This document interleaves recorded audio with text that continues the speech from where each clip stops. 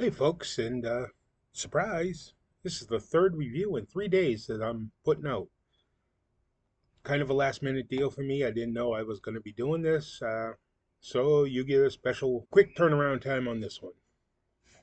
Uh, Today I have another Connecticut for you. This is the Rocky Patel Vintage 1999 Connecticut.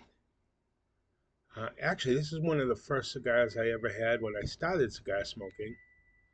It has become one of my wife's all-time favorites, and I think this one might get a better review than the um, Drew Estate I just reviewed. So let's see what the dry inhale and the aroma produce.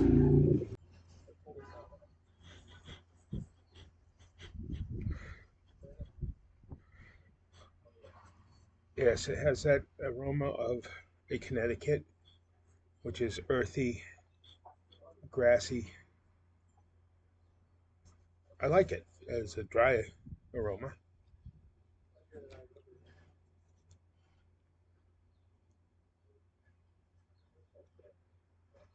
Slightly sweet, not any real spice.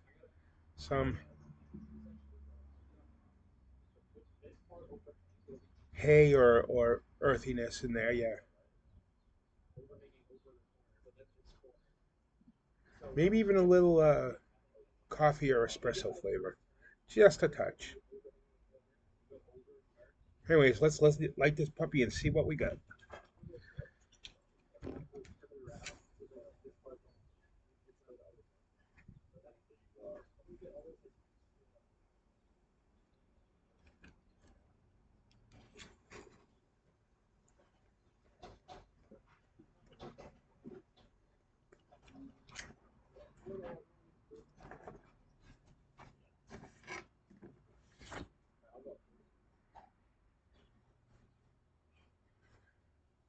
Good nose tingle. Uh,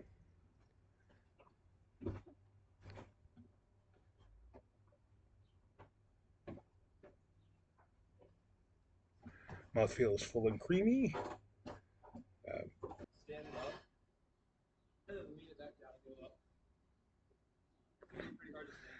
Lit, there's a bit more spice. I get some of that sweetness, vanilla almost, a touch of the coffee still, and that good Connecticut tobacco flavor.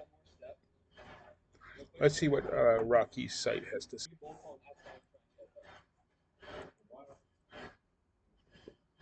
Vintage 1999 Connecticut. The 1999 vintage showcases the oldest Connecticut shade grown wrapper on the market. This iconic cigar falls into the mild category. Truly one of the finest sticks on the market today. A must have for any humidor. Uh, it is been rated very highly, 91, Cigar Snob and Cigar Journal. The wrapper is an authentic 1999 Connecticut shade. Binder is Honduran. The filler is aged 7 years. Dominican and Nicaraguan Lajero. Uh, the profile is creamy, nutty, and buttery with a subtle woody finish. Uh, and this one happens to be the Toro, I believe. In today's conversation with Wild Will, as I am going to call this segment, we're going to be talking about smoking and smoking. First, uh, basically how I got my start smoking cigars. Let's see, this is 2026, so 27 or 28 years ago, uh, I was married to my first wife, and I basically said to her one day, I want to know what it's like to smoke a cigar. And I started with either Dutch Masters or El Producto, I forget which one. I don't even know if El Producto is still around, but I started with those machine rolled American shit sticks. Pardon my language, but that's all they are. At the time, I didn't know any better. That was all I knew. I also think I had some uh, Swisher Sweets in that time frame. But very soon, I went to a local cigar shop here in the Manchester area.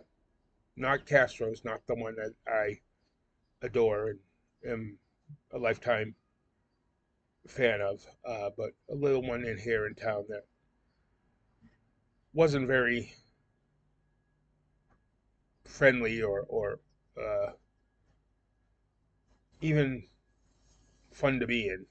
Anyways, and I think the first non machine made cigar I had, the first handmade I had, was a Cusano 18. I was told it was very light and mild, and I actually liked it. Couldn't tell you what it was at this point. I'd have to look it up. I did just look it up, and it happens to be a Dominican Republic, Connecticut of all things. Anyways, I started with that. I know that.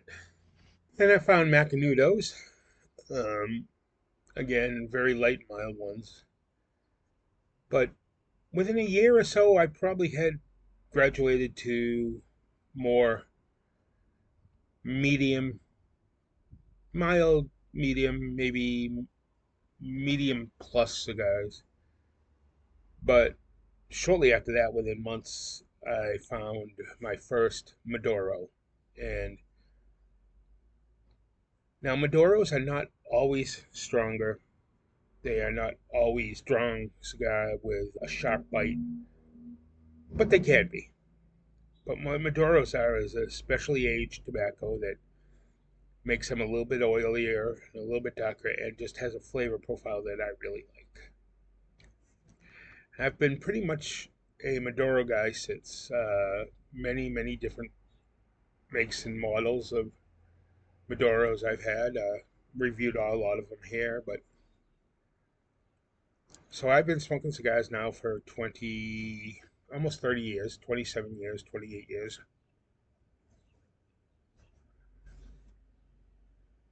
I don't drink anymore. I've never done drugs. I don't overeat anymore.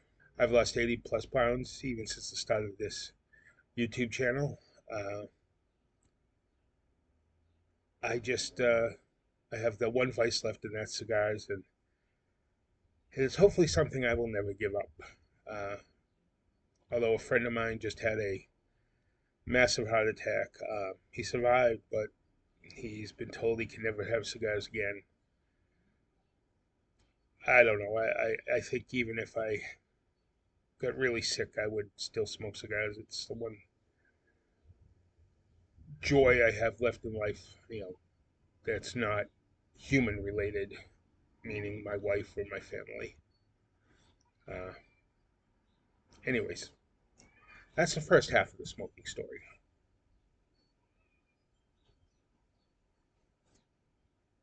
The other smoking I love is smoked meat.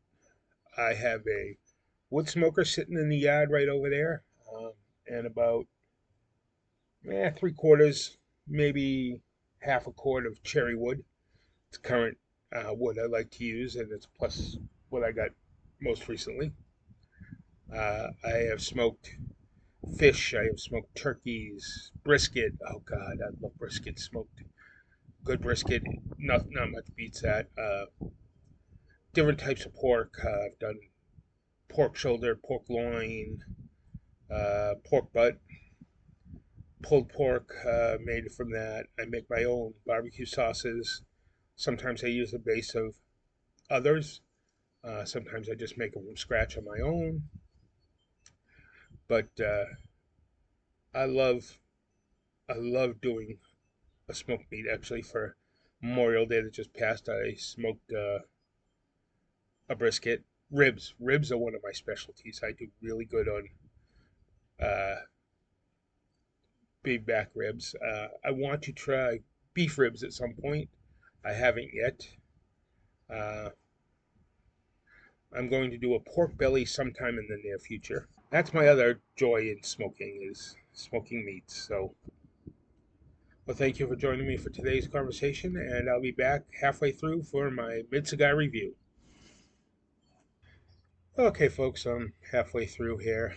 Um, yeah, this is definitely better than the Drew Estate I just reviewed, at least in terms of Connecticut.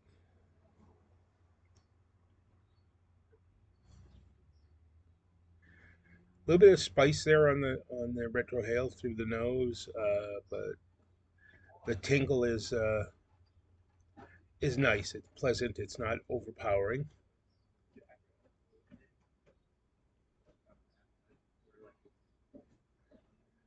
Typical Connecticut full and creamy mouthfeel.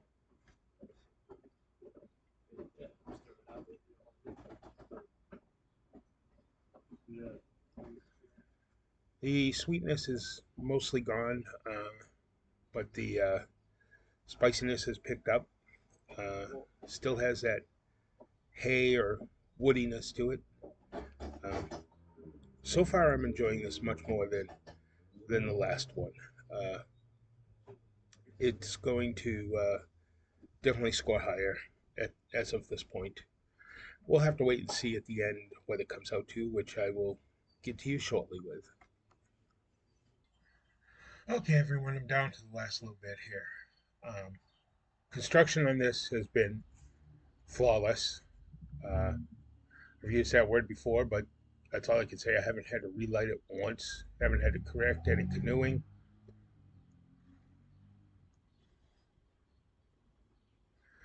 Nose tingle still has a little bit of spice, but is a nice, mild nose tingle. Mouthfeel has gotten even creamier and fuller.